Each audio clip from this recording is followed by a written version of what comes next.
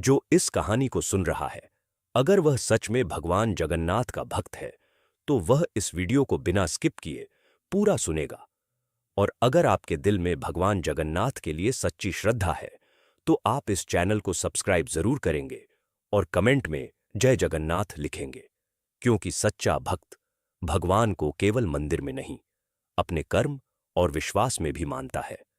अब जो कहानी आप सुनने वाले हैं, वह केवल एक पारिवारिक कथा नहीं है। यह उस समय की घटना है जब भगवान जगन्नाथ अपने एक भक्त के लिए मां सरस्वती से भी प्रश्न करने को विवश हो गए। यह कहानी है एक बहुत बड़े और प्रतिष्ठित परिवार की।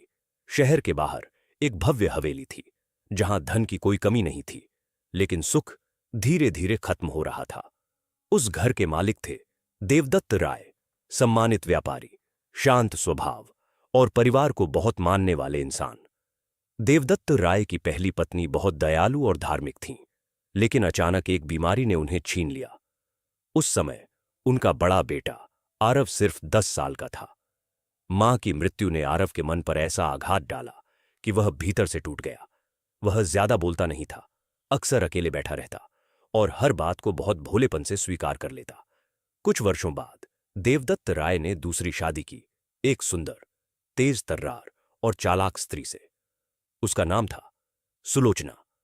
वह अपने साथ एक बेटा लाई, विक्रम, जो आरव की ही उम्र का था।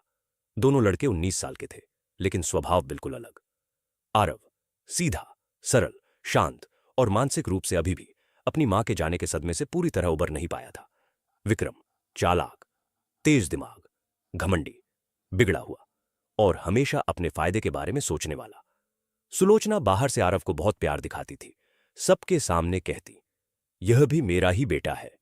लेकिन घर के अंदर स्थिति बिल्कुल उलटी थी। आरव को हमेशा कम खाना, पुराने कपड़े और ज्यादा काम। विक्रम को नई चीजें, आजादी और मां का अंधा समर्थन। अगर आरव से कोई गलती होती तो सुलोचना उसे घंटों ताना देती। अगर वही गलती विक्रम करता तो कहती, बच्चा है, सीख जाएगा। धीरे धीरे सुलोचना और विक्रम मिलकर आरव को मानसिक रूप से और तोड़ने लगे। कभी उसके कमरे की चीजें गायब, कभी उसके नाम से गलत बातें, कभी पिता के सामने झूठी शिकायतें। देवदत्त राय कभी सच्चाई समझ नहीं पाए, क्योंकि सुलोचना उनके सामने बहुत आदर्श मां बनी रहती थी। आरव इतना भोला था कि उसे यह भी समझ नहीं आता था कि उसके साथ गलत हो रहा है। उधर विक्रम और भी बिगड़ता जा रहा था। देवदत्त राय के एक पुराने मित्र थे, हरिनारायण मिश्रा। उनकी बेटी अनन्या भी आरव और विक्रम की ही उम्र की थी। अनन्या समझदार, पढ़ी लिखी और स्वाभिमानी लड़की थी। विक्रम उस पर गलत नजर रखने लगा। मीठी बातों से, झूठे वादों से उसे फंसाने की कोशिश करने लगा, लेकिन अनन्या उसकी आंखों की गंदगी समझ गई। उसने साफ मना कर दिया। एक पारिवारिक समारोह में अनन्या ने देखा कि कैसे विक्रम आरव का मजाक उड़ाता है और सुलोचना चुपचाप उसका साथ देती है। उसी समारोह में उसने आरव से बात की।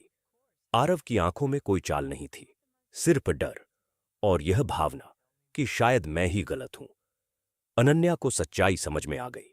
उसी दिन सुलोचना ने आरव को अलग बुलाया। उसने साफ कहा, इस घर की सारी संपत्ति मेरे बेटे की होगी। तू समझदारी दिखा और बीच में मत आ। आरव की आवाज कांप गई। उसने पहली बार अपनी पीड़ा किसी के सामने रखी। उसने बताया कि मां के जाने के बाद वह भीतर से टूट गया है। उसे समझ नहीं आता कि कौन अपना है और कौन पराया। अनन्या की आंखों में आंसू आ गए। उसने आरव से कहा, अगर तुम्हें सच में सही और गलत का ज्ञान चाहिए तो भगवान जगन्नाथ से प्रार्थना करो।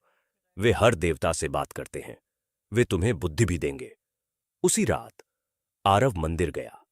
उसने कुछ नहीं मांगा, बस कहा, प्रभु, अगर मैं गलत हूं तो मुझे समझ दीजिए, और अगर मेरे साथ अन्याय हो रहा है तो मुझे सत्य देखने की शक्ति दीजिए। कहते हैं, जब यह प्रार्थना पहुंची तो भगवान जगन्नाथ मौन नहीं रहे। कथा कहती है, जब सच्चाई कमजोरी समझ ली जाए और जब एक भोला भक्त अपनी पीड़ा को भी ईश्वर के चरणों में शब्दों में नहीं, आंसुओं में रख दे, तब भगवान मौन नहीं रहते। कथा कहती है, उसी रात भगवान जगन्नाथ मां सरस्वती के पास गए। भगवान जगन्नाथ गंभीर थे। उनकी आंखों में क्रोध नहीं, पर एक टीस थी। उन्होंने कहा, मां, मेरे भक्त को ज्ञान क्यों नहीं मिला? वह भोला है, कमजोर है, दुनिया की चालें नहीं समझता, पर उसका मन शुद्ध है, तो फिर वह अज्ञान में इतने वर्षों तक क्यों भटका? मां सरस्वती शांत थीं। उनका स्वर कोमल था, पर सत्य से भरा। उन्होंने कहा, प्रभु, ज्ञान जबरन किसी को दिया नहीं जाता, वह मांगा जाता है। जिस दिन मन तैयार हो, उसी दिन बुद्धि उतरती है। भगवान जगन्नाथ कुछ पल मौन रहे, फिर उनका स्वर कठोर हुआ, पर वह कठोरता अहंकार से नहीं, करुणा से जन्मी थी। उन्होंने कहा, अब मांगा गया है, और जब मेरा भक्त टूटे मन से मुझे पुकारे तो उसे खाली नहीं लौटना चाहिए। मेरा भक्त अज्ञानी रहे, यह स्वीकार है, पर उसका भोलेपन का दुरुपयोग हो, यह नहीं। मां सरस्वती मौन हो गईं। कथा कहती है, उस मौन में न कोई हार थी, न कोई जीत, वहां केवल कर्तव्य था। मां सरस्वती ने नेत्र बंद किए और अपना आशीर्वाद आरव की चेतना में उतार दिया। अगली सुबह जब आरव जागा तो वह था वही व्यक्ति था, पर वही नहीं। उसका चेहरा शांत था, पर अब उसमें भ्रम नहीं था। उसकी आंखों में डर नहीं था, पर निरीक्षण था। वह चुप था, पर मूर्ख नहीं। उसकी बातें धीमी थीं, पर साफ थीं, साधारण थीं, पर तर्कपूर्ण थीं। पहली बार उसने घटनाओं को अलग अलग नहीं, एक सूत्र में देखा। उसे याद आया, कौन सी गलती संयोग नहीं थी, कौन सा अपमान मजाक नहीं था, और कौन सा प्रेम केवल अभिनय था। उसी दिन उसने निर्णय लिया, न बदले का, न घृणा का, सिर्फ सत्य का। जब वह अपने पिता देवदत्त राय के सामने खड़ा हुआ तो उसकी आवाज न कांपी।